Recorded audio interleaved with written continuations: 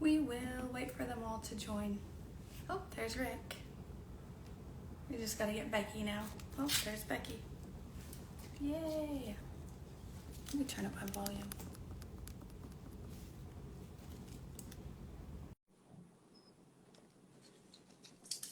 I just accepted everybody, so. Hello. Here we are.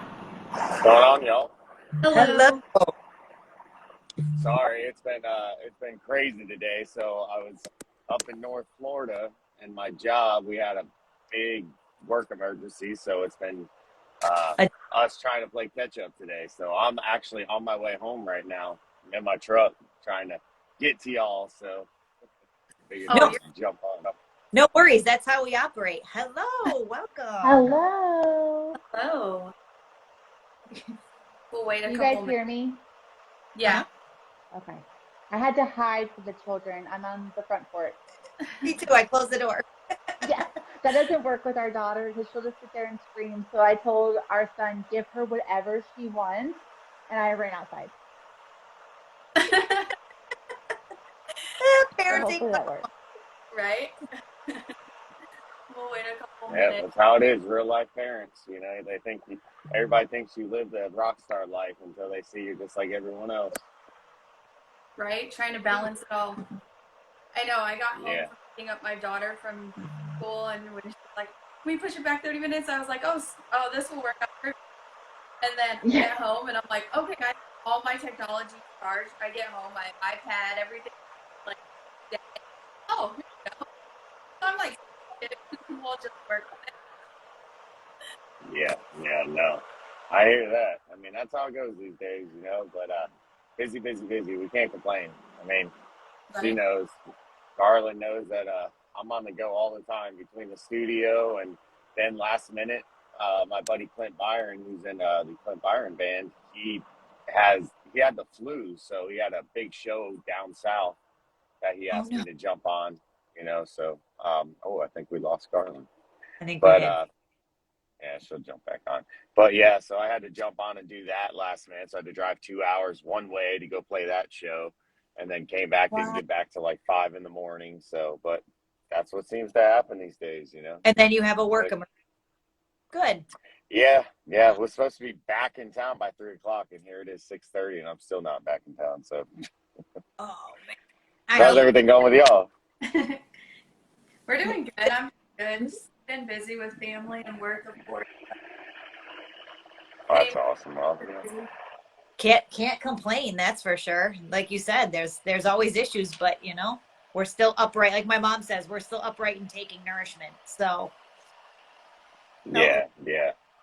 Well, so I seen you were actually with Alexandria not too long ago, huh? Yeah, she came to Arizona. There she is. She came to Arizona. She did a photo shoot here for some other stuff I'm doing. So yeah, it was nice to catch up with her. I can't wait for you guys. I love it. Yeah, can we that full song will be version? pretty good. yeah, can we have like a clip of it? Because the hint is really cool. I want to see the whole thing. Well, I get yelled at, including my wife says that I give too much away. She's like, you got to save some for people when it comes to the releases. Well, So he just gives he'll get so excited about one song, and then 5 seconds later he's already writing another song, and then another 5 seconds he's writing another. I'm like, Dave, you're gonna confuse everybody. Like you're releasing all these songs, so they're gonna be like, wait, what happened to that song, and where's that song at? And I'm like, just give a little bit at a time, a little bit at a time. it's how a songwriter is, though. You write something and you think it's the best song, and then a idea sparks, and then you're on to the next. I have another 2 full-length albums that I've already recorded that nobody even knows about, that nobody's heard. You know what I mean? So it's lack of a better term, I have plenty of bullets in the gun to start firing off at any time. But I gotta take it slow. I mean, we have this song coming out this Friday, which is a really important song to me. And we filmed the video with our kids in it, plus a couple of my friends, their children.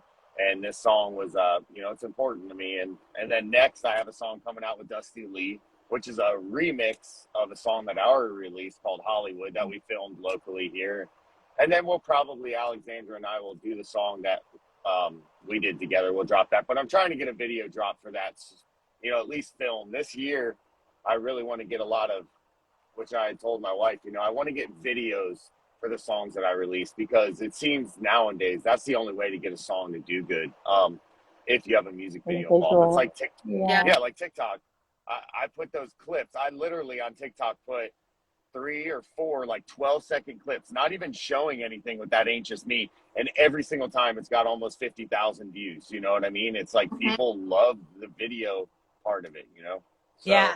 I've gained like 5,000 followers in 1 week just from posting those videos, you know? So it just shows me that it's important to have, you know, the video aspect of it instead of just a track, because tracks are fun, but we're a very visual society now. That's what it's come down to, you know? So anyways, I guess I'll stop talking. Let her talk a little bit. She never gets to talk. No, look, my first podcast, and look, I'm getting all nervous. I'm like freaking out. It's like a first date. We're so not that kind, so don't worry about that at all. I need a turtleneck on. No. It's in Florida. I'm sure it's way too hot. Yeah, a turtleneck in 85-degree weather. Let me go get that real quick. I need a scarf. Let me put this scarf on. Hey, no, it's not. When it's 120 out in Arizona, people are still in hoodies, so. Listen, is there humidity out there? Like, how would my hair do in Arizona? It would be really well. Well, see, my hair gets, whenever we go to Florida, it gets really flat because my hair like hates the humidity. Yeah. And so it looks great when it's dry. Your hair would probably look lovely. I think it looks lovely. Thank you. This is I worked yesterday, had it up in the clip all day, and then boom. Nice. Hey, Kendall sitting there saying $100 for exclusive videos. I have more ammo on him. I have some of his biggest songs sitting in my phone right now. If he wants to do that, we'll start the drop real quick with Kendall. Oh wait, I think I have one of Kendall's songs sitting in my phone as well that you sent me to play. Boom! Yeah, there we go. Exclusive. Don't tell him that not even here. Exclusive new stuff. Kendall, give me $500 and I'll delete it. That's how the circle goes. You guys share music and get each other's opinion. What's going on, Lisa? But yeah, that's just what we do. I mean, it's fun. You know, you get excited when you write a good song. You want your artist buddies. You want to get their opinion on it, and you want to hear, you know, the songs that they come out with. That's just how it goes. You know, it's hard to keep a really good song under wraps. You know, you want everybody to be surprised. You know, and that's kind of goes back to what we were saying. You want everybody to be surprised, but at the same time, you're proud of it. You know what I mean? You write something, you're like, this is a banger right away. You know what I mean? So you want everybody to hear it, but of course, that's not how this industry works. If you take it seriously, you have to promote it. You have to build up, you know, kind of a following for it and get people excited. And that's when you drop it, but it's not always that easy. The worst part is when you have those exclusives and you're like in your car and you want to film, when you're like, oh wait, this isn't released yet. And then when it's like, cool, I can go public now. Yeah, exactly. Yep. No, I agree. But no, you know, that's how it goes. Becky, you want to? Yeah, so we're already kind of started. Welcome to your first podcast. It's not even a podcast, it's live. But really, for those of you who have joined who don't know who we are, I'm Becky, that's Bridget. We are the co-hosts of Save Our Children podcast. Our podcast is actually one that when we started learning about the world and we started learning about all the crazy stuff out there, we wanted to start a place where we could talk about how do we keep our kids safe. Let's keep them safe from predators, but then let's also give some great tips and advice on where to go to get good music, where to go to get good videos, where to go to get help with different things. So that's what we're here for.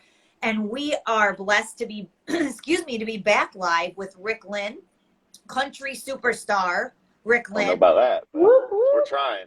Someday it'll come back. This will be live, and I said it first. So there we are. And his beautiful wife, Garland. Thank you guys for joining us. We really, really appreciate it. Rick is on his way home from a hectic day at work, but still made time. So we really greatly appreciate it.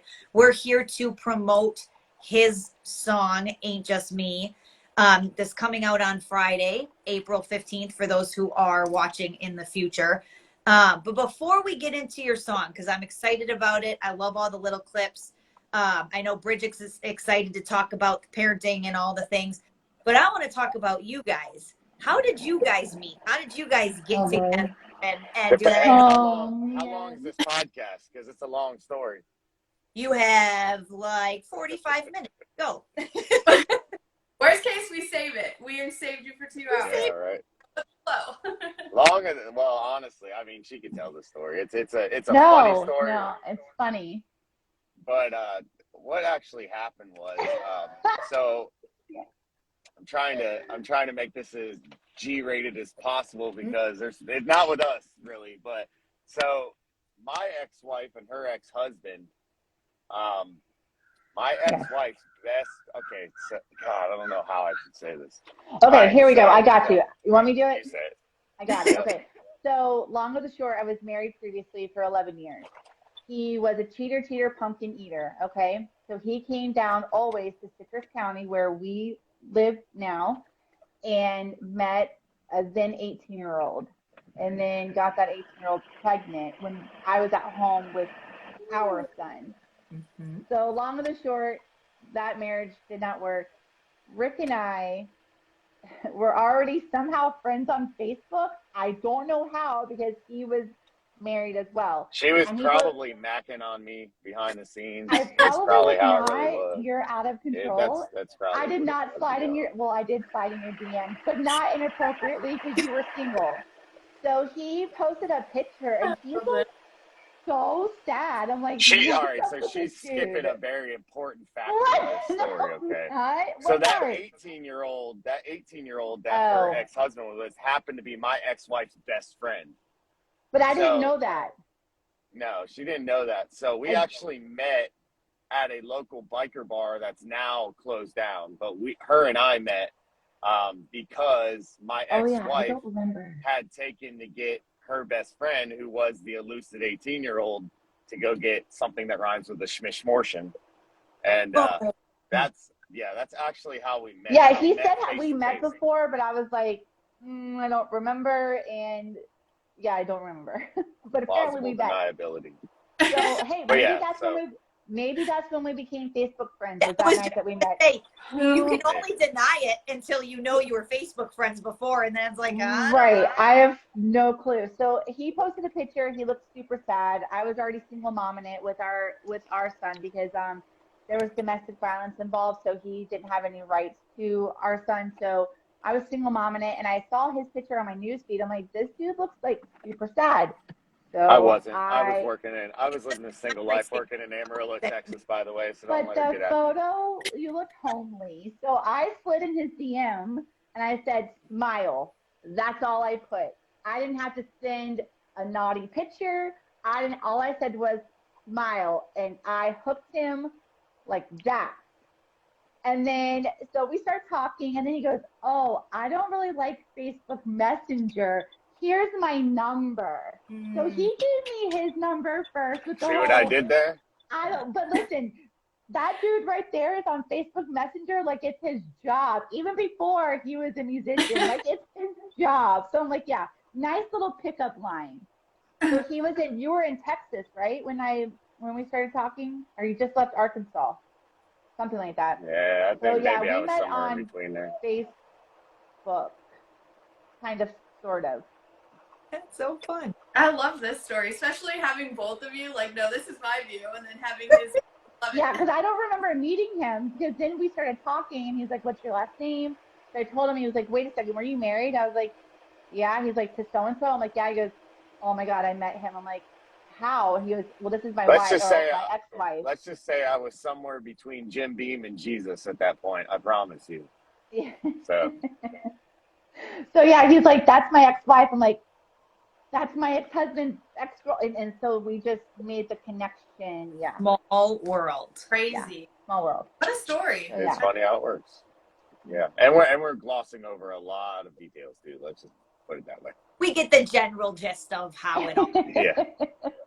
Facebook. We're going to go with the Facebook story. Yeah, right? Said you need to make a country song of it. This needs to be a country song of its own. Hey, between Jim Beam and Jesus. I like it. There we go. There we go. That's the new title. Right after Cowboy You saw Cowboy it first. or Corvette Cowboy. Favorite Children podcast. Yeah. Yeah. When it comes out, we'll bring it back and be like, remember that time? Yeah, but I feel like everybody is somewhere between Jim Beam and Jesus. So here we are. Oh, look, there he is. He's pulling up in the driveway. There he be. Oh, look at that. It's like double view. Look at that. Exclusive. She's giving you the behind too. There we That's how go. it goes. So going off of that into parenting and going into your new song coming out on Friday, Rick, do you leave this one? Do you want to share Next other? Are you? Huh? Nothing. They were I'll be showing. inside for a second. So listen, guys, I'm gonna get out of this, and then I'll jump right back on once I change. So I'll let you talk to her for a couple minutes. Oh yeah, you're echoing. So then we'll hold off on that question. We'll need him for this release too. Well, I was about to say for the not part of his song, I was the first person that he dated that had a child. So we always say that Grant taught him how to be a dad. Mm-hmm. Because he didn't have kids with his first wife, and then any other girl that he dated, if they had a kid, he kind of veered to the left, which people do. When I was going through my divorce, it took me like 6 months to get like even out. I was like, this is weird. Like, how do you date again after 11 years of marriage? Like, how do you hold somebody else's hand? Like, I still felt like I was like, that's like cheating. Yeah. So I had a lot of guys like, oh, you're a single mom. I'm like, yep. They're like, we're good. I'm like, but I don't even have baby daddy drama. Like, I don't talk to him. Like, like it's just me and Grant. On. Yeah, like you should want to be with someone who doesn't have the baby daddy drama. Hello. Yeah. And I'm like, and I finance myself. I have 3 jobs. So I was the first person that like he thought about giving a chance to, because Grant was 3.5, almost 4 when we first met. Yeah. So like little. The best age too. Mm-hmm. Yes. That's why I'm like, you don't have to do diapers. Grant is an awesome kid. Like, he's a boy's boy. There you go. So yeah, Grant, we always say Grant taught him how to be a dad. So when he got to be a dad for Gianna, he kind of was already had the patience. Mm-hmm. Yeah. So from parenting side, even just getting out of your whole situation in itself, and like even dating again and finding. I had no intentions. Yeah. Oh, mm-mm. And even like when it comes to finding a man to say, okay, do I even trust them to raise my kid? Yep. And look, it gives me goosebumps. You're right. Yes. Yeah, you're even closed off in that, like, to see, because you're not only choosing for yourself, but you're choosing for your child, especially getting out of such a long and toxic. Oh, dude, it was bad. A cheater, like, we were married 11 years. So, okay, skirt. I'm a very loyal person. I'm loyal to my family, my friends, my job, and I just will go to the ends of the earth, So you're only supposed to be married once, through death do us part, bad and good. So he cheated on me 9 times out of 11 years. Like, the first time, looking back on it, should have been the last time. But again, married. Was brought up Catholic. My entire family is Catholic. No one in my family is divorced. My parents have been married 30-something years, So I was like, no, I got to hold on. I got to hold on. Mm-hmm. No one knew about the domestic violence except for my best friend, because she was there when he got arrested the first time. And then she was there when he got arrested the second time. So I didn't even want to be around a man. Like, I'm like, no, because like you said, at first I had trust issues with the cheating, and then I didn't want to be hit I didn't want to go through that anymore. My stuff being broken, I'm being slapped, I'm being hit, I'm being thrown. So I had zero intentions. Like, we went through the divorce, which took us 4 years, which I'm like, dude, yeah, okay, we were married for 11 years, but we're not like some millionaire. Like, what's taking so long? Right. Well, he didn't want to give me his half of the retirement because we were married for 11 years. So I was entitled to that. So he's still with the last girl he cheated on me with. So he had already like had her, you know, and he wouldn't sign the divorce papers, which I filed. I'm sitting here thinking, you have a whole other life, which you got her pregnant too. So I'm like, sign it. Like you would think like you would want to move on. Oh no, 4 years, which we were together the last two, and then we got pregnant with Gianna. So I finally was like, listen, I don't want anything from you but my maiden name because I don't want your name on her birth certificate, you know? So finally, I fired my attorney because it was taking too long, and I finished it myself. And I, on 2018, bam, done. But yeah, when I met Rick, I told him, I said, I'm a package deal, period. Yeah. I'm a package deal. I not only do I have a kid, but I got dogs too. Like if you don't like dogs, then you don't like me. If you don't like kids, you don't like me. Same thing with my girlfriends. If Grant couldn't come, I didn't go. Yeah. Yeah. I'm a package because it's not Grant's fault that his dad and I didn't work. You know, like we're a package deal, and because he had no rights to our son, we were always like this. Like so, I kept telling Rick like, this is gonna be hard. Like I can't just go up and go party like you can. I can't just run off to, you know, Savannah, Georgia whenever I want to like you can. And in the beginning we struggled because he wasn't used to that life. Stop talking back. Oh, I've been listening. Don't worry. I've been listening. So it was it was a struggle, but I had to be fair to him because my ex-husband had 2 kids when I met him at 21. So I knew how like the struggle for him. I was 21 years old taking care of 2 kids every other weekend that weren't mine. So I understood, you know, and I told him from day one, you're not obligated, you know. I mean, now he put a ring in it or on it and gave me a kid, so now you're stuck. Right. Go ahead. Go ahead. No.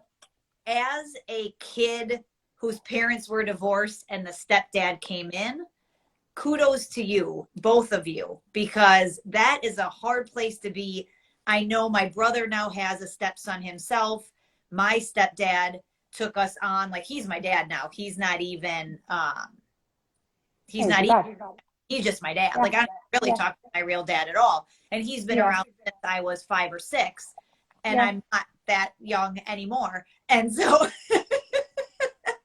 and so really it takes a very special person to step in and say, I want to raise your children. I choose to. I love you enough and them enough to do all of the things that I would do for them as if they were my own kids. And so being there and understanding the opposite side, to understand what Grant feels, I am sure is blessed beyond measure. And he probably recognize at this age, but he certainly will when he is old enough. I've had to explain it to him because my dad's actually my stepdad.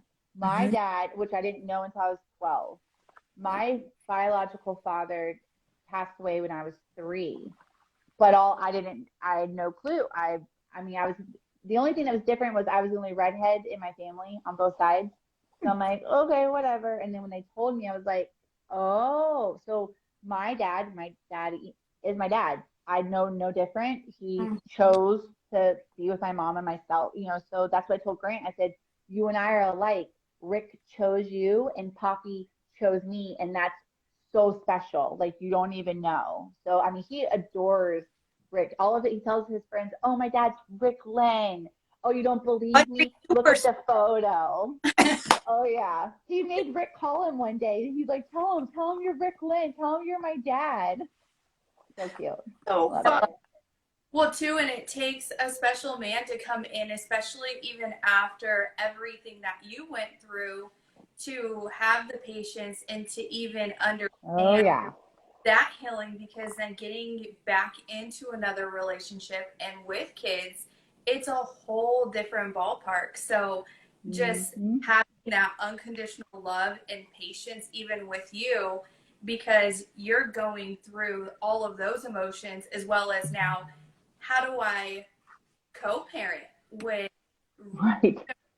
And that's a whole new dynamic, not only for but your child as well. So and it takes a lot of patience and a lot of work and the balance of everything. And I know even just getting on this live and we saw it in real life of what even the balance looks like for Rick, not only with music, but work, fatherhood, and even just tying back to the family dynamic and being able to relate to one another. And me having stepbrothers as well, I know for like our family, it was my mom always made that a point of not using the word step. And they were just our brothers and we were just a family. And then for my mom, it's to see the different dynamics because there was a lot of toxicity on my brothers with their biological mom. And so when my mom came in, she made it a point to say, I'm never going to take the place of your mom, and I'm going to be here for you and love you unconditionally. So I think as we go into the song and more of that message and what led to this song, it's going to be pretty cool to see even that dynamic from Rick's point of view and how you two, it's about your life. And well, that song, just the title in itself, like it gives me goosebumps because it really, it ain't just me. Like you said, like it's not everything when you're a single parent revolves around your kid comes first. Your kid comes before your job. Your kid comes before you. Your kid comes before everything. So it really, truly is that title alone just has such a strong meaning without the rest of the lyrics, just the title itself, you know, it just speaks volumes to the single parents out there, you know, that can relate. I mean, the song's going to be, I mean, I say this about all of the songs, but this song, especially, there's so many single parents now in the world, like marriages fall apart, relationships fall apart, and then it's the single parent, father or mother, just rocking it, just killing it out there, you know. So this song, I think he's gonna put them out there even more so. And it's so true with like when I heard it as me being a single mom myself, I was so excited and getting goosebumps even watching the visual to it because there are that up and down struggles, and especially if you're playing both roles and just trying to balance it all as well as parent and being a parent and playing both roles and trying. For me, I know one thing right now with the whole teenage life is that whole teenage rebellion, and I don't even know how people do it, but trying to play like the dad and then be still loving nurturer mom, man, this is rough. So I know I'm excited for this song too, just because like you said, everything for your child will always come first, and as a parent it's our obligation to protect the children. So if we want to just even, Rick, share your point of view as far as when you two met and stepping into the fatherhood life and with your guys' son first and playing that step, as some will label it, step parent role, and what that looked like for you and just even the emotions attached to that. Well, I mean, of course it was scary at first.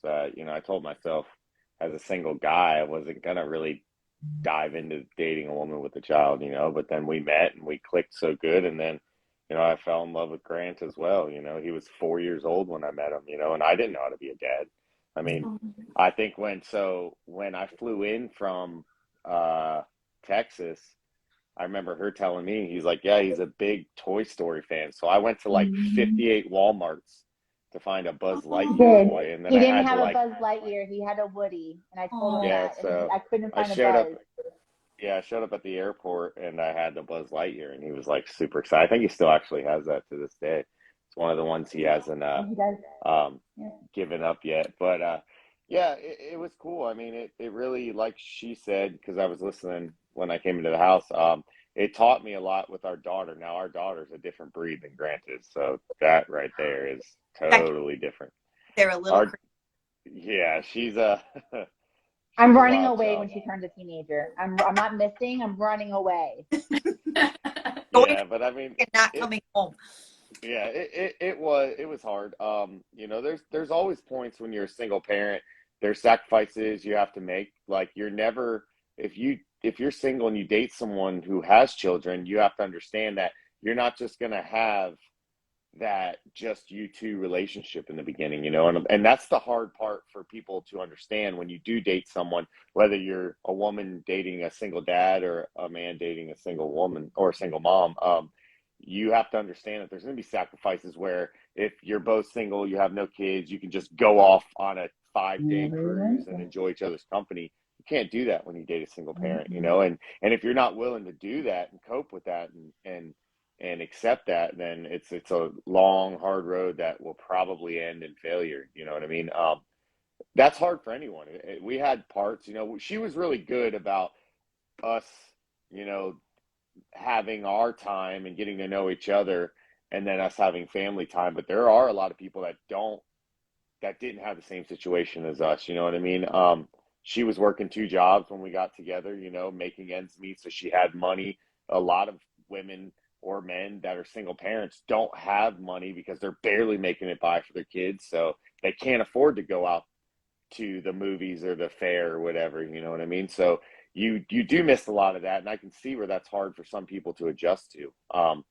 So I have a lot of respect. That's why I wrote this song. I always tell Garland when I start writing a song, I'll kind of show her a clip of it and my ideas.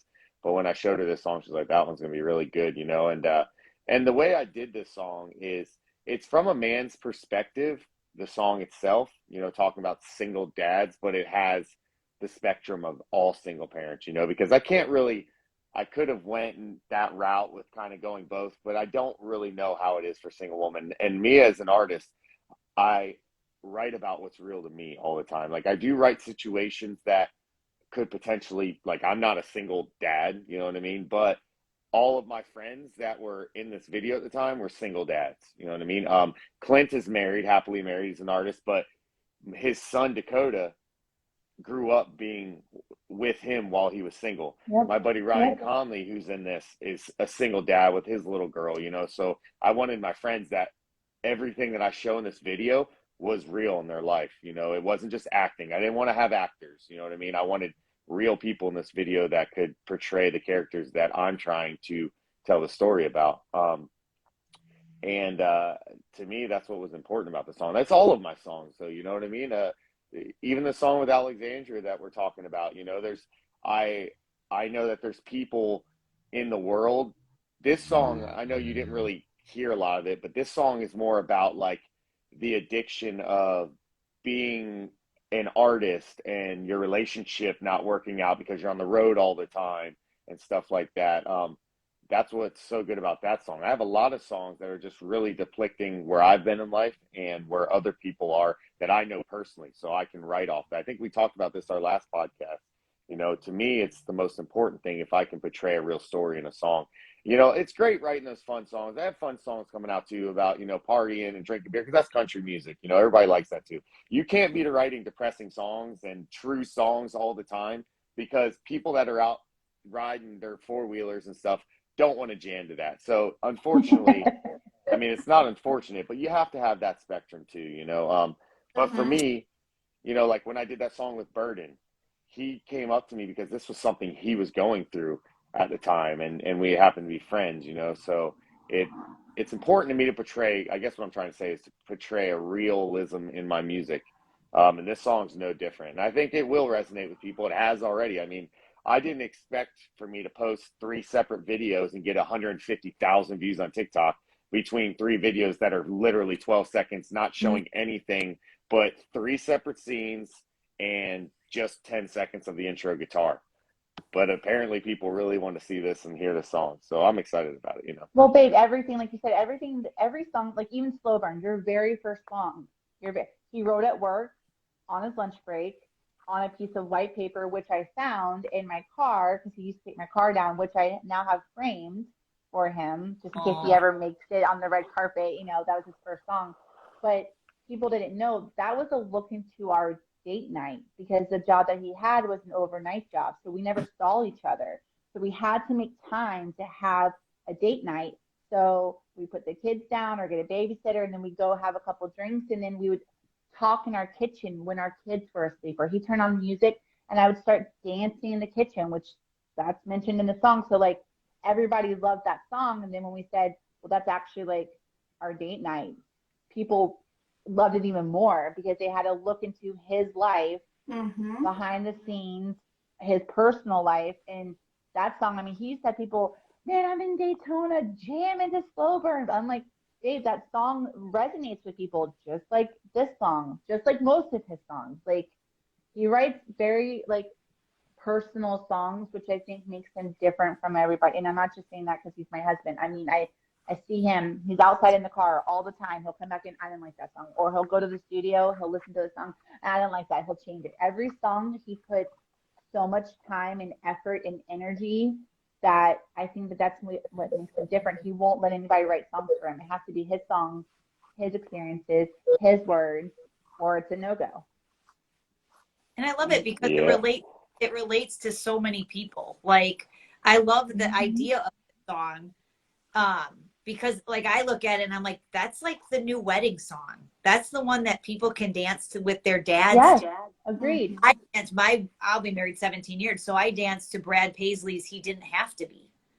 I didn't get to, but I'm like, oh my God, I hope when our kids like choose that song for Rick, because like especially like Grant, you know, like even obviously they can't dance, but like somewhere, because yes, I hear that song. I can't dance. You don't know. I can dance. No, you can't dance to Grant at his wedding, but like he could dedicate that song to, you know, like because I love that song too. He didn't have to. But now there's this new one that'll be the, and it's awesome. I love it. And again, even for parents who are married, it's never just about us either.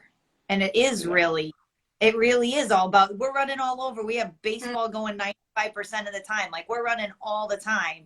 And it ain't just us either. And so I can totally see even just being connected to it that way as well. Yeah. Oh yeah. I just helped his brother. Like I was working till 11:15. I got home at 11:15, 11:30. My brother-in-law, his brother called. They couldn't find a sitter. They needed a sitter for their baby. They live about 40 minutes away. So I was like, I'm off. I'll do it. I got up this morning at 5. He loaded Gianna in the car at 5:30, and I was 45 minutes down the road at 6 o'clock this morning to help his brother, my brother-in-law, and my sister-in-law because their babysitter fell through and they can't miss work. And I'm like, here I am. Because again, it's not just they got to go to work. You got to go to work to pay the bills. You know? Real life. Well, it's like you said, Bridget, you're a single parent, aren't you? Yeah.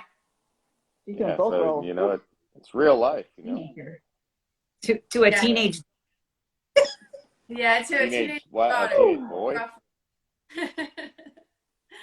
But I hear it. like even being able to relate to that, like even family, even if you're married, like I know for my sister and brother-in-law, they're going two opposite directions. My little niece isn't quite the age for school, and then one has to run their the other one has to go this way, and then by time like with work and what time they have to be there, they're up super early, but sometimes they don't have someone to pick up their kid, or they don't have the flexibility leaving at 4 o'clock before that daycare closes, because with the rates and everything you have to pay, it's like even family stepping in to play that role, like it really does take a whole village to raise children. It really does, yes. It's not this song you can even relate to as parenting in general, but even it's cool to see from a single parent point of view, and even just what you've gone through and fatherhood and being that parent and your guys' relationship too, and from your wife's point of view, it would be like, what were your first reactions when you first heard that song? Mine? Yeah. Oh, so Rick always is like, babe, you always have such bland answers. Because I'm always like, babe, that's a good song. But what he doesn't understand is I go and I listen to it when he's not watching me, and I listen to every single word. And I mean, like I already got goosebumps. When I listen to it by myself, I kind of got a little teary-eyed because I'm like, I know it's like from a man's point of view, but it's from my point of view too. Like I related to that song, and he wasn't like, hey babe, you inspired me. I wrote this song, blah, you know. No, he came up with this song based off his friends. But I'm sitting here thinking, he has no clue. Like that, where was that song when I was going through it? You know, like where was that song? And it just now it gives me goosebumps. Like this song makes me very proud. Like this song makes me very proud of his music. Like he did a really good job on this song. A really good job. It's very heartfelt, and he put Grant in the video, which was very important to me because I'm like, he taught you how to be a dad. You took him to his very first roller coaster. You took him to Busch Gardens. You guys had Burger King dates when I was working that second job. Rick would babysit. Rick babysat Grant, and we were only dating like a month and a half. So I could go work my second job. I'm like, oh my God, are you sure? He's like, I got this. I'm like, Art, like, you sure? And so I was at my second job texting. He's like, I got this. Yeah, he babysat so I could go, him and his buddy, on a Friday night, babysat Grant so I could go work my second job because I couldn't find a babysitter because I was on care.com, a paid membership, you know, and I always had 4 babysitters on speed dial. And the one that I locked down, she ended up getting sick or something, and I couldn't cancel work. So he's like, I got it. I'm like, I know you're an uncle and you make a really good uncle. I've seen photos and your niece seems to love you, but my child. Right. After no, he did good. Are you still gonna want to date me? Like, is he gonna ruin this? Yeah, right. Yes, right. Trust me, I was mortified in the sense of that. Yeah, I'm like, oh my God, he's gonna be like, okay, I'm good. Like we connected, but peace out, I'm out. Sweet, that was the real test. Yes. Yeah, I mean that's what's important, you know. Like country music is to me, it's just and I listen to all types of genres of music, but that's why I decided I wanted to sing country music because to me it comes the most naturally. Because you know I don't want to say I'm an emotional person because I'm not, but I'm very in tune with you know how I handle things, and I can put that like Garland's really good at, and everybody tells her this. She's very good at writing and inspirational quotes. She's very personal and she's very positive all the time. You know, I'm not. I'll be honest. I'm not the most positive person. I let things roll off very easily. I don't ever get really upset or high strung, but I'm not the most Except positive when you're person. driving. She is. It's sickening sometimes how great she can make a situation when it's crappy. You know what I mean? But just too bad I can't write songs. I can't rhyme my words. Yeah, but someone who that's why can't. country. Well, yeah, that's why country music is just it's to me it's the realest music because at the end of the day, when you're singing about your real life, anybody can relate to that. Whether you're black, white, you know, Spanish, Asian, it doesn't matter. We all go through the same walks of life. Everybody works a job, whether you hate it or you love it. Everybody that has kids is trying to raise them the best they can with the means that is, you know, the best for them. And country music, I find, depicts that the best way. You know, it's just the average person's music. You know, Well, everybody you can. cracks open a cooler and opens a can of beer on a Friday night, sits on the tailgate and listens to Well, music. not everybody I mean, drinks, but you know that whole letting loose thing, everybody does do. You know, everybody maybe does it. yeah, maybe beer isn't the way everybody, you know, lets loose or takes care of stress, but everybody wants to hang out with their friends. Everybody wants to feel love.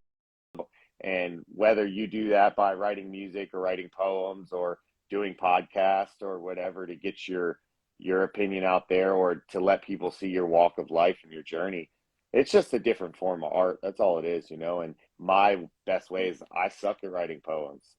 I couldn't do what you all do, you know, interview people and actually ask the right questions. That's what your skill set is. So it's all different, you know. It seems to be with artists and musicians or actors, whatever it is, people look up to them more because they attend. Entertainment has a big platform, whatever your form of entertainment is.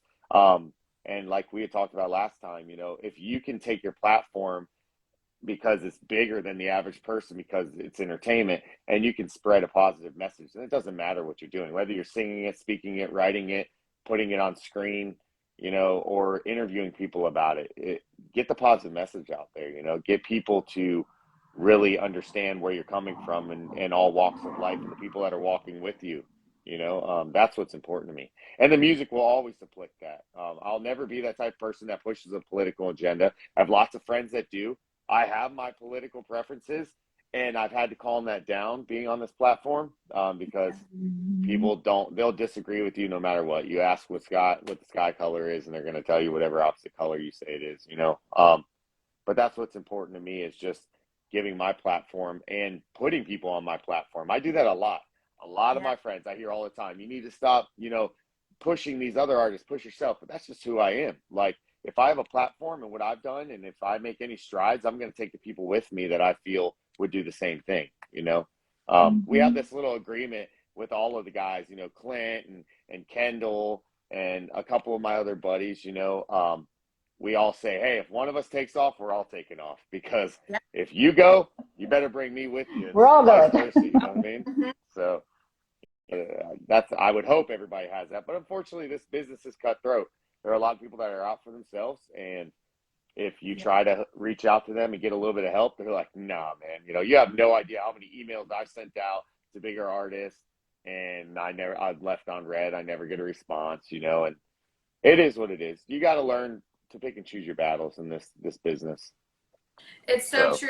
And with podcasting, when we reached out to, like, everyone's always like, I want the blue check marks. And we're so, like, against the blue check marks. Unless you're, like, for humanity and, like, for something good, then we're like, I can't get it anyways. I've applied, but, I have all the specifications. I guess I'm just not famous enough yet.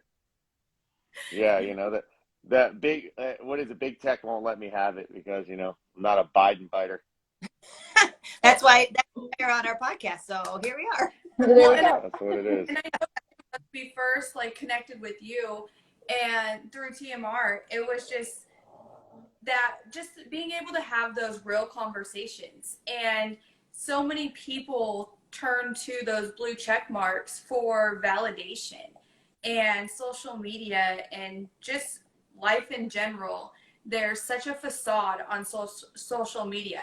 So I know when we first connected with you, it was like, there was no censorship.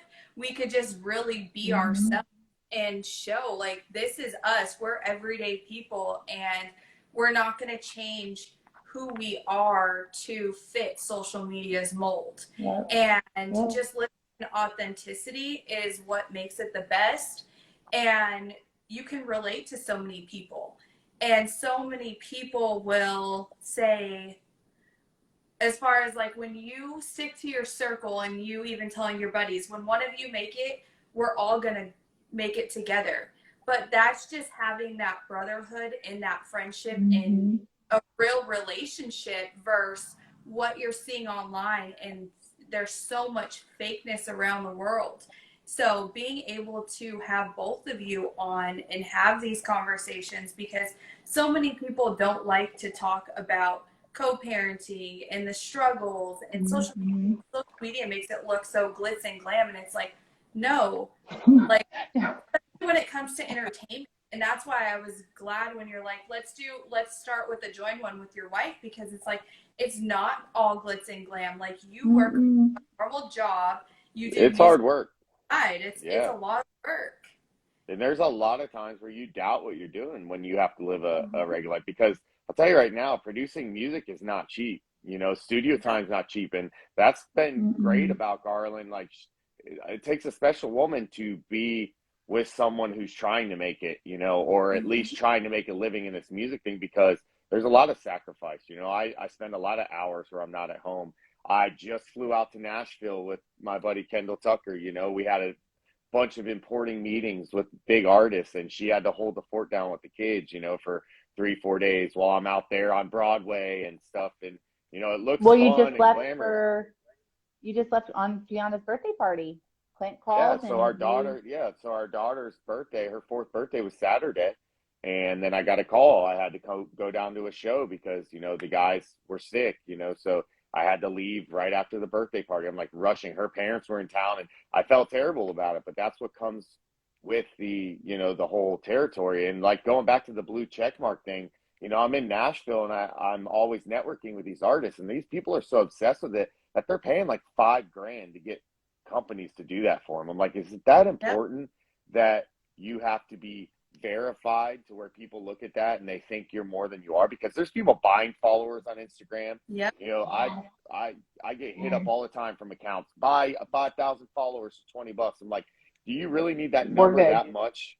Yeah, you know, like I when I got into this, I thought about it. I'm like, yeah, I would love to do that, but then I'm looking at it, I'm like, but you're fooling yourself, because these people don't even like your music. You know, if my numbers go up, it's because people genuinely, organically like the message I'm sending. So I know where I stand as an artist, you know, where I need to improve on, where I need to take a different route. If things I'm doing aren't working, that's how you grow and you learn, you know.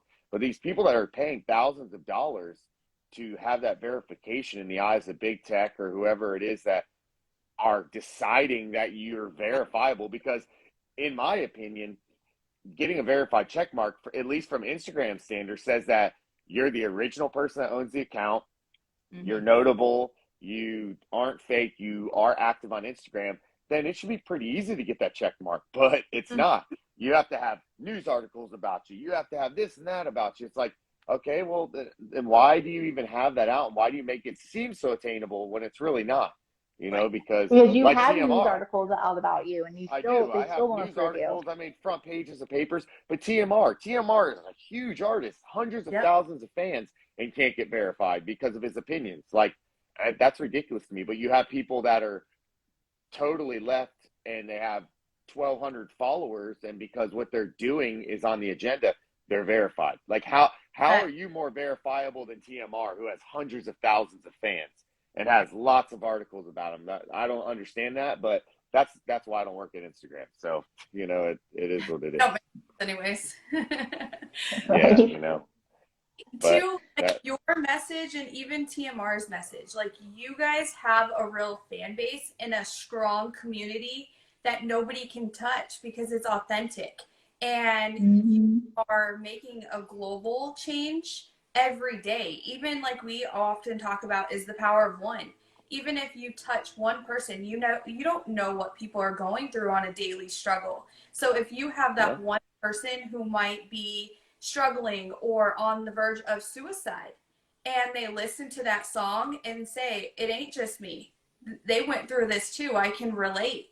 And you might just, that one song might talk them off the edge. They might then hear one of your songs, if it's they're out drinking with their buddies and it's about alcohol or even DQ and addiction. And they see those videos and they hear the music, that might then make a light bulb go off and say, I need to get my life together. Look at, they went through this. It ain't just me. And be like, okay, I'm going to get sober, or I need to do this for my family. Or if they aren't there for their children, oh, maybe this motivates them to go be a father and be there for that child and say, and put themselves in a kid perspective and say, how is my kid going to go through life without a dad? And flip that perspective. So many people often don't take a step back and look at situations from other people's point of view. So I think even too with your guys' music, it's relatable and so many can connect to it, and you're changing the culture as well as you have a real fan base. And if you were to buy those followers, it's like, cool, you might look nice on social media because you have that blue mark, but is it really helping your pocketbook? Are these people really buying your music? Is it putting food on the table for your family? Right. Yeah, no, that's true, 100%. And for me, like my little rinky dinky little account, I was excited I hit 500. I was like, whoa, 500 followers in like 6 months. Good though. But I don't care about that, because Bridget, to your point, it just takes one. All I have to do is post something, and now 5 more people could post that. Doing 100%. It threads. And so same here. Like, you just got to get it out there and do whatever. That's why we're like, blue check marks verified. We just want the real people. That's why you guys are on. That's why I tell them, just be real and be humble. Yeah, I agree with that. What's going on, Don? And hey, shout out Lisa. Lisa's been on it, just commenting. I know. Yeah, I don't see comments. Awesome. Am I doing something wrong? I don't. You have to like swipe. You should be able to swipe over, and you'll see the comments. But I'm stuck yeah, on no, Lisa. I agree with that, you know, and I have had that, you know, like when Burden and I did Home, you know, I can't tell you the thousands of messages I got from people who are like, this song means so much. I've been sober for, True. you know, 5 months, or I've been sober for 3 days. Like, that's awesome. And I take my time to respond to every person that takes their time to listen to my music. That's so important. And, you know, at some point, I understand you do get bigger, and it's even gotten harder with me. Like, even when a TikTok takes off and I get thousands of comments, I'm still constantly going through. I'll spend hours trying to respond to everybody, you know, and it's not just Or a even sometimes copy I and hop on there paste. and help them. Like, Yeah. I'm like, I Yeah. You left know, off here because I told him in the very beginning, I will help you, but it's you they want to talk to you, and you are not too high and mighty to take 5.5 seconds out of your time to go and like it. And he does. Like, and he'll be on his phone. I'll roll over when my alarm goes off. It's 5 o'clock in the morning, and he's already the lights on his face, and he's already on his way into work. I'll see him. Thank you, thank you, thank you. Thanks for the share. Thanks for the comment. Thanks, buddy. Hope you're doing. And I'm just like, I'm proud of you, and you got to keep that up because people like. I met somebody at my restaurant that lived in Pennsylvania, and we were talking, and I was like, "Yeah, my husband's an up and coming artist," and he's like, "Oh, what's his name?" I'm like, "Rick Glenn." He goes, "No way." I'm like, "Yeah." He goes, "For real?" I'm like, "Yeah." He goes, "I listened to him because of the song Home, but in Pennsylvania, he was visiting in Florida, and he didn't believe me." And he's like, I mean, he's talked back to me on Instagram. I'm like, "Well, I hope so, because we agreed that he needs to do that." And so he didn't believe just me. And tell them he's I'm like, too famous, bro. I can't. I'm too famous. I yeah, can't talk to these yeah. guys like So Did he you was like, call "Can him you call?" France Oh, and he asked me, he goes, "Can you call him?" I said, "Here's my phone. You can call him." And Rick answered, and he's like, and he was telling his dad, he's like, "It is him. It is him."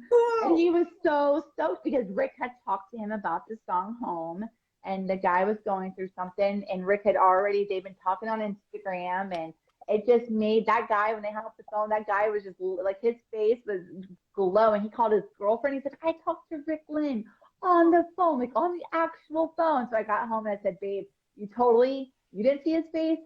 I saw his face, and you totally made that guy's night." Like, that's all he talked Well, about after it your is. 5 minute phone call.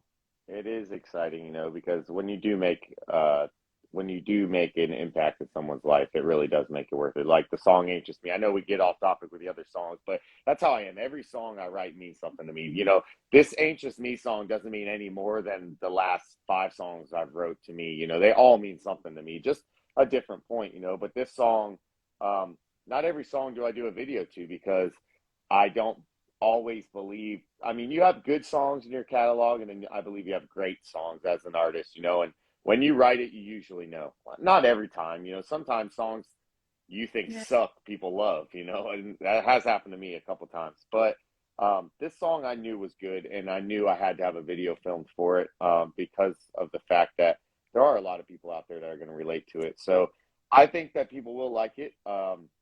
I think that it's a real, you know, I didn't go fancy in this video. We filmed it at a local place down here by my house because I wanted it to be real. I didn't do anything in this video that I don't do in my real life. And that was important to me too. You know, the places that we're in this video are real. And I'm all about supporting local business because I'll tell you what, where we live, I have a huge local support system. I mean, it's like, you know, I don't say that I'm a local celebrity, but we are small town famous around here.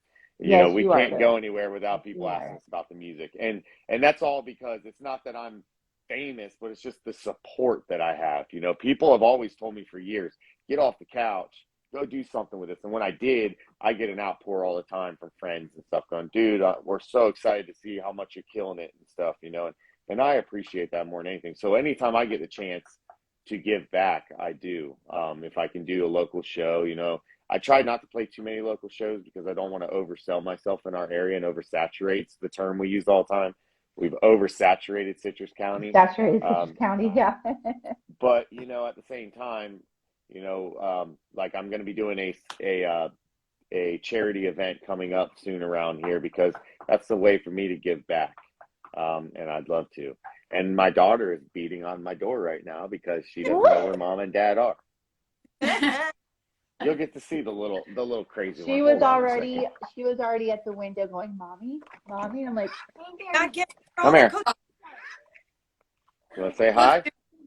Oh yeah. Come here. Come sit on she the said, bed. "Yeah." Who is it? Tell her it's mommy. Aww. This is our little angel. Beautiful. Say hi. Say hi to Say everyone. hi.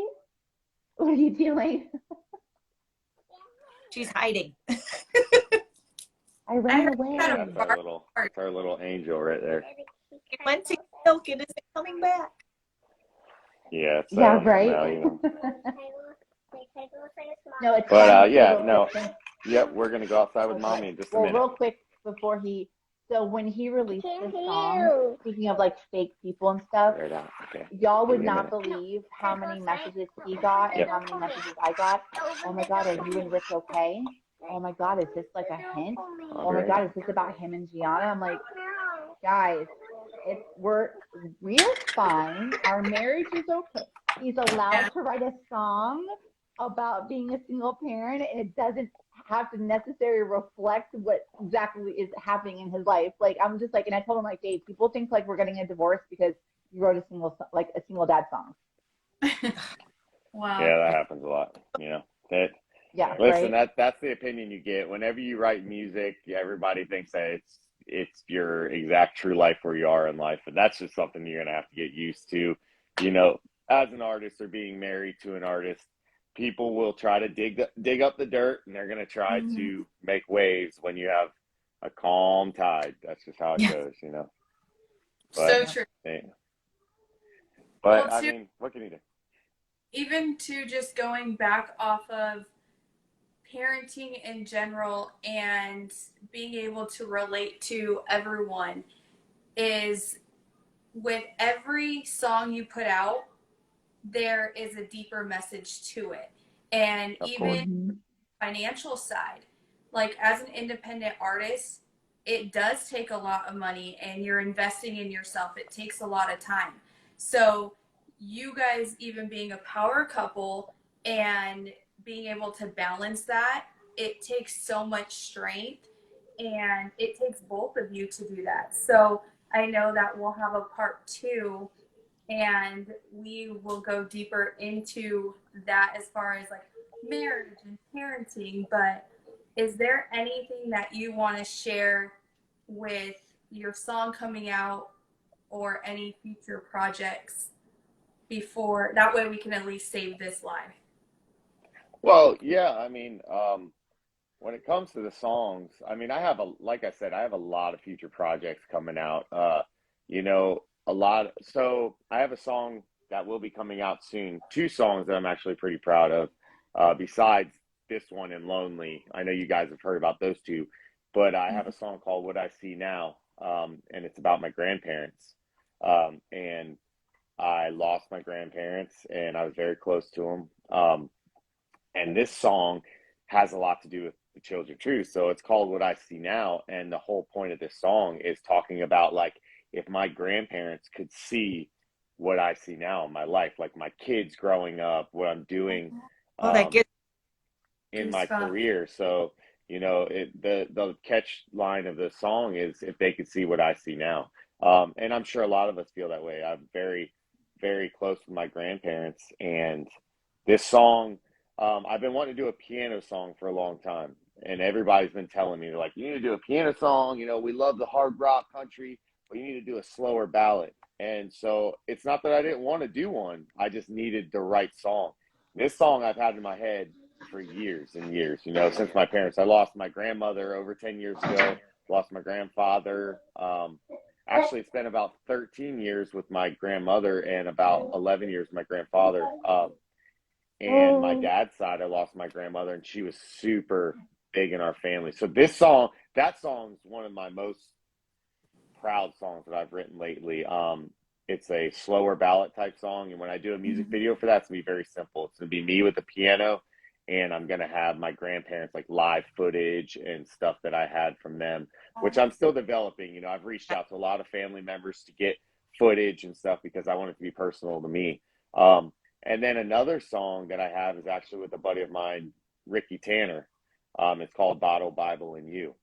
And that's a song also about kind of addiction, not really addiction, but the addiction to partying, the addiction of living life on the road as an artist, playing show to show, and the addiction to the partying, but also realizing that, you know, it's kind of like you said, a bigger subliminal message. This song has a really big subliminal message to it, because to me, I live my life very, I don't want to say to the Bible because I don't, but I'm very cautious on hurting people. I'm very cautious on being disrespectful to people because I was raised Catholic. And so that's always in my core, that whole Bible thing. Like, I don't want to sound corny, but like the what would Jesus do thing, that's very in my core. So this song, Bottle, Bible, and You, is about struggling with that, the struggle between living this lifestyle and where it tries to pull you constantly, and trying to live straight,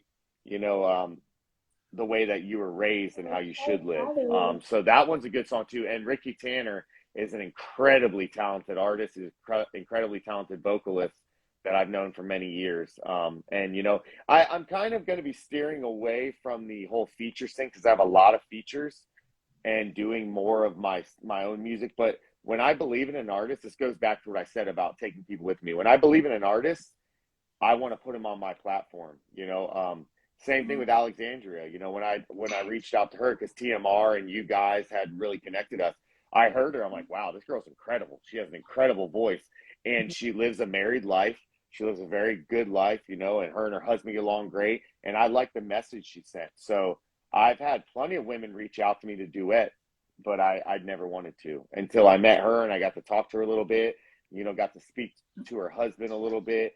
And, you know, I talked to y'all and you guys really believed in her. I said, then this is going to be the girl I'll do my first duet with. And it turned out incredible. That girl is an amazing singer. You know what I mean? So I'm very proud of that song, you know, and I can't wait for y'all to hear that. But it all goes to that subliminal message. You know, if I don't believe in the song or the artist, then I'm not going to waste my time. But because time is precious, as an independent artist, I have to make everything I do count, because, you know, I don't have time to waste 6 months to try to push a song that I don't believe in. I'm not going to do it. I did that. You know, it was a lot of trial and error my first year. I just hit my year doing this. There's a lot of trial and error. I had to figure out who I could trust, who I should step away from in the industry, the connections I should actually believe in. You know, the record labels I've turned down that just they didn't have the same goals as I had. I had to learn that, and that this first year really taught me that. So this next and I've year, had my opinions with that too. I've seen some people from the outside, and he's like, no, but I'm like, Dave, like, you're investing so much time, and they're not doing it back for you. Like, and I know you want to, but like at some point you have to step back and see, like, these are people either that just came on board because magically, you know, he's hitting on these numbers and he found the niche to everything, or he learned something that he's starting to show people. And I'm like, you've got to stop taking care of everybody else and focus on yourself. Or if you invest in somebody, make sure they invest in you. And that's with anything in life. Don't invest in something 100% and get zero back. That's because I watched it. Like, not only were certain things happening where it was pulling him away from us, we're suffering, and you're investing all this time and you're getting nothing back. Invest in something and make sure they're investing back in you. I love that you have that for each other. We have that with our podcast too. A lot of times we're like, I see that for sure with you guys. I definitely we feel after this person, and then Bridget will message them and it just doesn't come through. And then it's like, okay, God's telling us not to do that. And then you find something where they'll post it and you'll be like, nope, and we're out. Like that. We didn't want it. Can you hear us? Can you hear? You can't hear? You can't hear? Yeah. She was actually calling me when you guys were talking. That's why I kept going in and out. I was trying to deny her phone call, and then she just kept. And then I opened the door. She goes, "I just tried calling you." I'm like, "I know," and I was declining your phone call, but it's okay.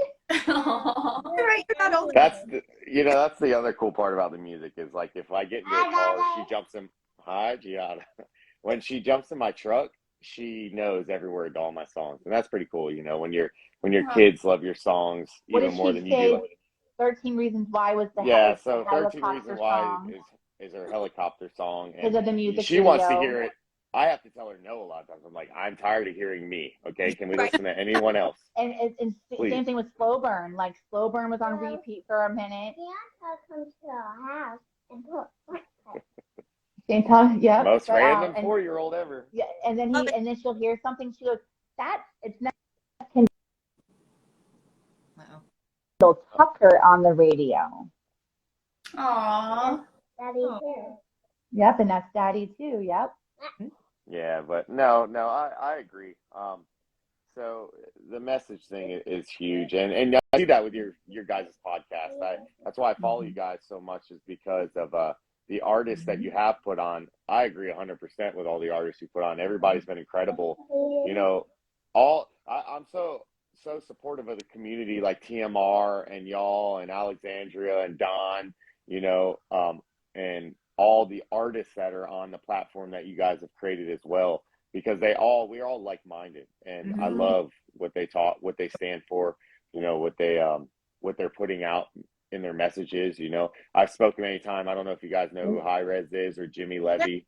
Those guys, of course, I'm sure you do. You know, I've done songs with a bunch of those guys too. They haven't been released yet, you know, but they're very personal songs with Topher. I did a song with Topher. And those guys are amazing artists as well, you know, and I always say country, but those guys in the hip hop genre, I mean, they're killing it, you know, because they've really cornered the market on being able to say what they want to say and do it in a clean fashion without having to cuss all the time and stuff. Yes. And, you know, that's, I think what we've talked about, that's another thing with my music. Same thing with Kendall Tucker. You guys really need to check out Kendall Tucker too. I don't know if you have. Really one of my best friends, especially. He's such a great guy. His wife is amazing. They have He's very, children. They're wholesome. Love He it. is very safe. But he's country rap, you know, Yes. and that's a hard genre. You know, Yeah. that's harder than hip hop like TMR does, or country music like I do. You're somewhere in the middle. Like when you're country rap, you're not really accepted by either, because you're too hip hop for country and you're too country for hip hop. You know what I mean? So, but he's doing it. I mean, he's doing incredible, and he's a full-time family guy. He owns a business. He goes to church. He never misses church on Sundays. And the guy's just an incredible guy. And all over that is he doesn't say any cuss words in his music. Never does. That's a big thing he's been into. You know, quick story with that backstory. I don't want to take too much time, but he told me, he goes, listen, I was doing hip hop and I played shows with like Boosie and Wayne, all these huge artists. He goes, but the last show I played, 2 people got shot at a show. He goes, I decided this is not what I wanted. I didn't want my kids to be associated with this. I didn't want them to listen to my music and go, this is what my dad does. He goes, so I made a change. He's like, I changed over to country rap, and he loves it. And, you know, I've made so many connections through Kendall, you know, with some of the biggest artists in the world. You know, we went. We are Team Kendall at this house. Yeah, Kendall's awesome, and he would be great. I had actually mentioned him about your guys' podcast, and he's like, dude, I'd love to jump on with him. I think that would be a great conversation with you guys. I can connect you guys at some point. Please. And Please do. Yeah, and, you know, they're a very wholesome family, and there's not many His wife families is like great that around. too. Oh, she's great. It's great. Yeah, you know, and I definitely think that artists like that and the people you have on, not even just the artists, people you put on your podcast, it's so important to share that message that you have with everyone, because we need it more than ever right now. It's so negative all the time. Everybody's so negative, you know, and listen, the politics aside, it's just like everybody's at each other, you know, no matter what it is. Like this whole Will Smith thing, like everybody, and I was guilty of it. It was funny at first, but then it's like after weeks, it's like, okay, they have a broken marriage. You know what I mean? Like, they clearly do, you know, and people making memes and making fun of it and sharing it more than they share their own friends owning a business or their own friends that have a podcast or their own friends that are trying to be artists. They look at your stuff, they like it, but they can't take that 2 seconds to hit the share button. But they will share Will Smith and Jada They'll Pinkett share Smith. the drama. Yeah, and share the drama. they'll write a whole paragraph about how they can't stand Jada or they think Will shouldn't have hit Chris Rock. But you can't share any of your friends really trying to do something with their life. Like, I don't get that. You know what I mean? I do it all the time. I take it. If I see something and it's going to help somebody, I don't have to write anything about it. Share. Click the share button, because now your platform is shared, and that's one more way for them to make a connection they wouldn't have made otherwise. you know, so. I agree, and that's why I love when we got connected with you, is because it's going to take all of us in our community to share each other's message, especially with censorship. And that's one thing, exactly what you said, is people are often turn to us and say, can you do a podcast or can you do a live? What are your opinions on this? And the whole Will and Jada, and I'm like, do you realize the toxicity you just bought into? Like, Yeah. did you like or share your friend's small business today? Like, you're so caught up in what celebrities hooking up with what other celebrities going on, or whatever that drama is going on in Hollywood. But it's like, do you realize the grooming going on in Hollywood and how it's affecting your child's mental health, your mental health, literally everything going on in the world, but yet you won't help your buddy or your family You won't member. share a positive. Yeah. You won't share a positive, nice thing. I agree with you. Like all that Will and Jada thing. Like I didn't share it. I didn't share a meme. I didn't post about it because when you get down to it, it's a broken, sad situation. And why do you want to share that? Why do you want to make a meme out of someone's brokenness? And then not even Will and Jada, Chris. Can you imagine like the humiliation? And just, I agree with you. I'd rather do small businesses or hometown stuff or clean, fun stuff versus Hollywood drama. Yeah, and it's even like the Disney thing that's going around. Everybody knows, with the Disney thing, and we all have strong opinions about that. But you don't have to share it and spend and show your opinion and slander whoever you think supports Disney. Just stop spending your money with Disney if you don't like it, because ultimately, I think it was I read in News Daily that they've lost almost 150,000 subscribers to Disney Plus now. So it is having an impact, and I think it's wrong 100%. I don't think Disney's been going left wing for a long time, but that's all Hollywood. There's no surprise there. I mean, I wish we could say we're surprised, but we're not. You could see with what they are putting out and the angles that they're trying to push, where their agenda is.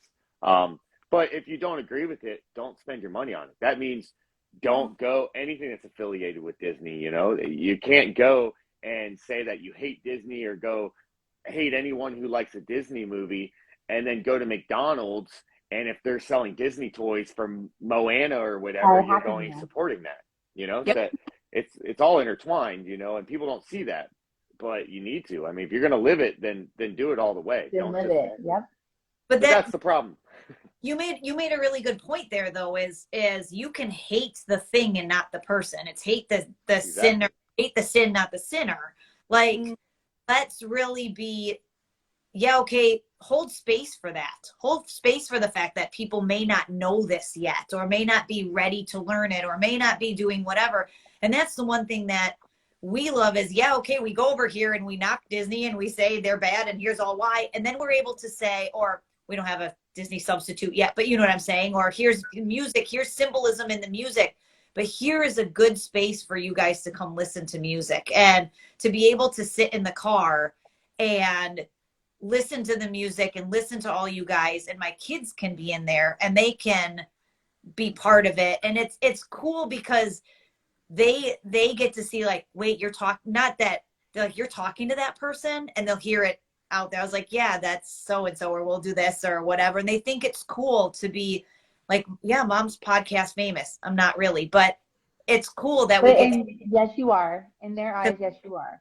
Yeah, and it's funny because we're talking about Alex, and she had, I think she's saying happy birthday to Topher, and my son saw that video, and now he calls her birthday girl. Like really? Like I played the video with you two together, and he goes, "Oh, is that birthday girl?"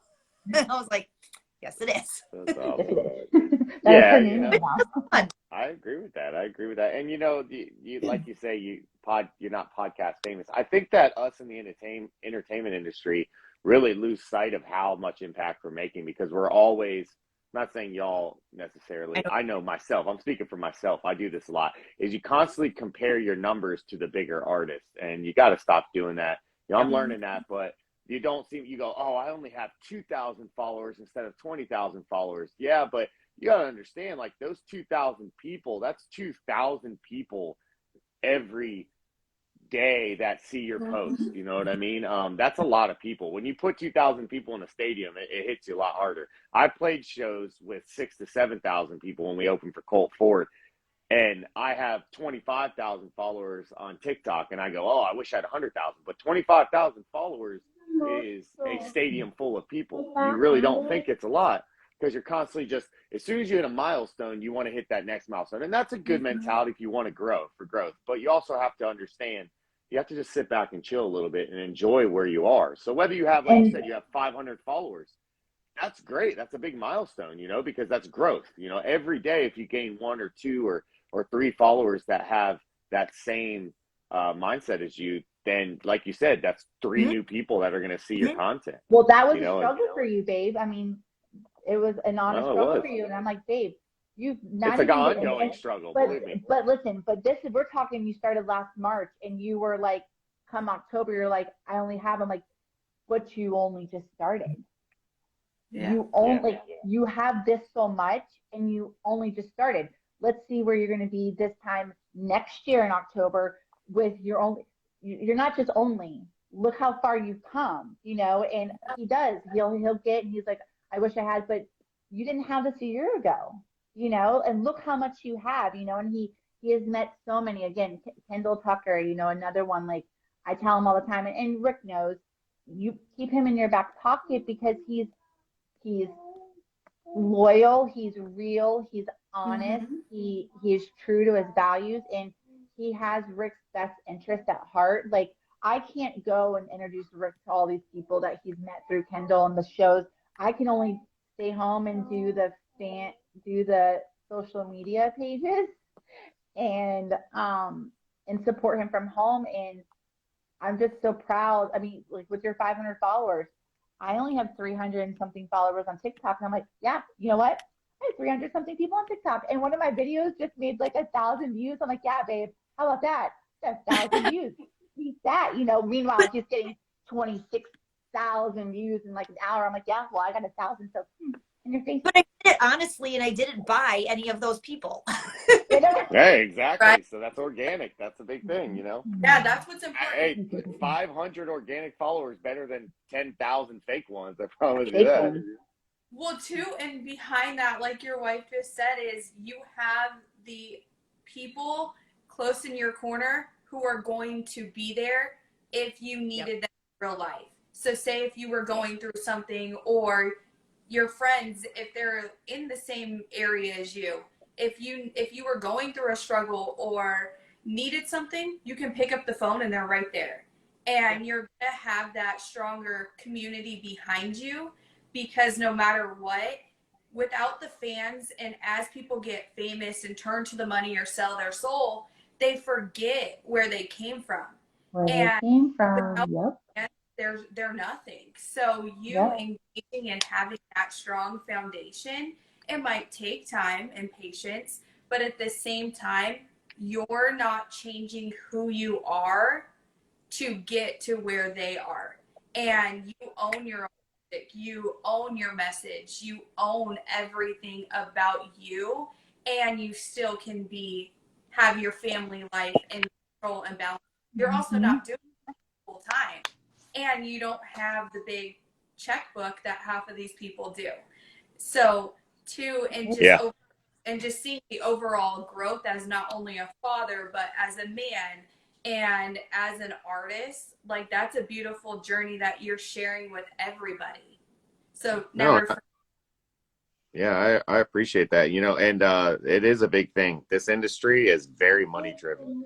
Money gets you big features, money gets you the big meetings, money gets your music in front of more people. You know, you have to stand out exponentially in order to make it in this industry, or be the hardest person working in the room, in order to come out top as an independent artist. You know, that is the big truth. I know lots of people that wouldn't be where they're at if they didn't have a lot of money to do it, you know, and that's not just me hating that, saying that. That's cold hard fact, because it takes money to do this. It is hard to do when you are living a normal life. You know, you have kids and bills and car payments and house payments. you know, and then you're trying to support this. That's why everybody's like, why don't you just quit and do music? Because I couldn't afford to do music without a regular job, because a regular job pays the bills in order for me to do music. I make And you're money with not just music going to as go well. sell yourself to the first record label that comes your way. I mean, he's had a ton of offers, and he goes over every single detail. He does his research. He'll hop on YouTube to research the company to see if there's any bad things about them, to see if they're, not a true company. I mean, yeah, he really does his research. And I mean, we don't have a big checkbook. Our parents don't have a big checkbook. This is him working and or doing an extra gig to go make that music video or go and do a studio time. This is him. This is honest, good money into his music, and not somebody else's, and not the devil's money, Well, it builds character. Real money. I'm working the real life that I'm singing about. TMR said that one day we were on a live, and he's like, dude, you literally are a country boy. I'm like, what do you mean? He goes, you're in like a tractor on construction while we're doing a live. I said, well, this is real life, brother. I'm like, I wish I could be sitting in a big house just living on my royalties of streaming money, but it ain't happened yet. And I doubt it's going to happen anytime soon, but of course I'd love to live off my music. And one day that's the goal, to where I can quit my job. I'm making a couple $1,000s a week on music, which isn't that hard to obtain. I know lots of artists that aren't even what you consider top tier artists that are making $30,000 a month in music. It's not hard to do in the entertainment business. You just have to find that niche, like you all said, and just really ride it. But until then, I have responsibilities. I'm an American dad and an American, husband, and I got to make sure my family has food on the table before I'm worried about the next song I'm writing, because I'm going to be singing the blues. Otherwise, I'm going to switch everything over. Yeah, right. New genre. But that's what I love, and that's what I was just going to say, is you are most American people that are trying. They have a goal, they have a hobby, they have something they want to do, but you can't stop doing what pays the bills to just go do that job. It just doesn't work that way. And so you see, that's the one thing that drives me the most crazy about athletes or celebrities or something. It's like, I just got here by luck. And yeah, maybe some of them were planted and did just get there by luck, but the ones that had to work hard, why aren't we hearing how much work it takes? Like, let's just take an athlete. Why aren't we hearing that you have to do 3 workouts in a day, eat a specific diet, and work on all of this stuff? All you're going to do is show your cool new shoes and all the stuff you have, and all these kids expect that it just works like that. Whereas people see it like, that's what our society tells us. Our society tells us, just show the best parts of your life. Don't talk about the real parts, That's like the social media relationship. Everybody sees all these portraits and all this, oh my God, we're doing so great. And then all of a sudden when they go, oh, we're getting a divorce, everybody's like, what happened? Well, I don't show every part of my life to you on social media. We're very big on, this is one thing I have a pet peeve about. If you have an argument with your spouse, don't go throwing them under the bus on social media, because in 2 days when you're back together with them, you look like an idiot. You look like an idiot. There are too many adults that do that, and I'm like, just leave it off social media. Yeah, I mean, like, I understand you're mad at this point. You want to out that person, you want to hurt that person because you're hurting, and you want to get people on your side and against them. But social media is not the place to do that, because that stuff's there forever, and it just makes you look like an idiot when you go. I've actually deleted people off my friends list because I'm tired of seeing this person's a cheater. They're so bad to me. They hit me, this and that. And then 2 days later, they're back together. Oh, we're working it out. I'm like, what kind of person are you mentally? Yeah. Like, are you emotionally stable? If you're going to allow this to happen? No, I don't need that in my life. I have enough crazy people in my life. I don't need to add anybody else. It's funny that you touched on that, because when I was married, nobody except for like my parents, obviously, and like my 2 close best friends knew what was going on. I didn't post it. I didn't out him and his paramour. I just kept it going with me and Grant, to the point where the photos just became more of just Grant or me. And then people are like, wait, what? I'm like, yeah, that was like 8.5 months ago. Oh, really? Well, what happened? Nothing. None of your business. You weren't in my marriage. You don't need to be in my marriage. And if you have any questions, thoughts, or concerns, you know how to get a hold of him and let him tell the story. I never outed, and And, you know, Rick and I, obviously, we're not the perfect couple, but we also agree on a lot of things. We respect each other. He came from a toxic marriage as well. So did I. Communication has been key because we had a long distance relationship, and we both understand I'm entitled to my feelings. They're right, wrong, or indifferent, but I'm entitled to them. And you have to respect me enough to listen, and I will respect you enough to listen. Now, if he doesn't, you know, like you said, when we see on Facebook, oh, this person did this and he's a cheater, da da da, we're like, oh man, that sucks for them. But then 2 days later, it's like, oh wait, you guys are back together, but you just bashed that person. Okay, well, we don't want any part of that. Right. You don't have to post sappy stuff all the time, but keep the drama for your mama, man. Keep it off social media. Screenshots last forever. Yeah, right. Seriously. And you create other people's opinions of this person that you're supposedly supposed to love. Yes. Oh my Yeah. gosh. Yes. You can't take that back. That's a good point. You know, No. you paint this picture of someone, and there's no eraser on a paintbrush. You know what I mean? A stroke's a stroke, man. And you're right with that. You know, when you do go blasting someone on social media or whatever you do to make that person look like the worst person ever, you are creating an opinion for other people that don't know that person, you know, because you feel a certain way. Now they may follow you or be, you know, in your life. Now they're going to feel that way. And that's not fair to that person because Nope. there's always One three side. sides to the story, his, hers, and the truth. You know what I mean? But that's the problem, you know? So His, yeah, hers, and I understand. So But- we can save this live. We will have a part 2, which will air at a later date behind this one. So Yep.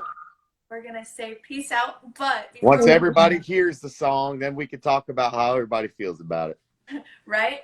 But before we do that, make sure to like, subscribe, and share all of Rick's music. Follow him on all streaming platforms.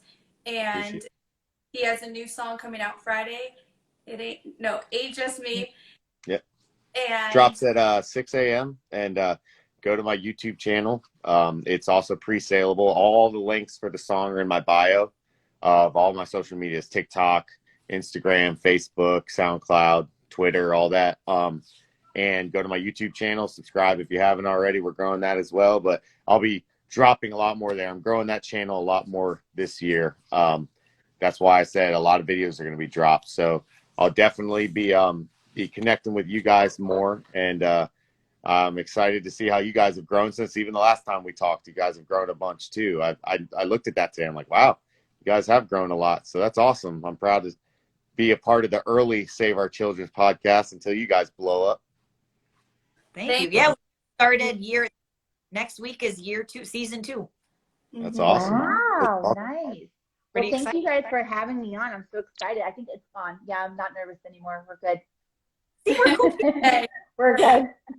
And then I have my little shadow, my manager over here. Actually, his manager. thank you to Still on everyone the front porch.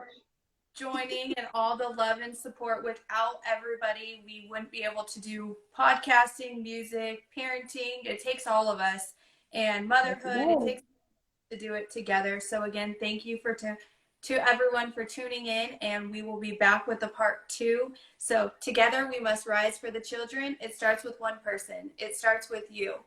For everyone who is struggling with mental health, know that you're not alone. Single parents, make sure to check out the new video and song coming out on Friday. And as always, if you ever need anything, message us in our DMs. You're not alone, or in our email. Everything's in all of our bios. And just know that you are loved. You're not alone. And have a blessed evening. And as always, survivors, we see you, we hear you, we stand by you, sending you love, light, and blessings. I'll connect you guys all on Zoom shortly. Peace out. Love y'all.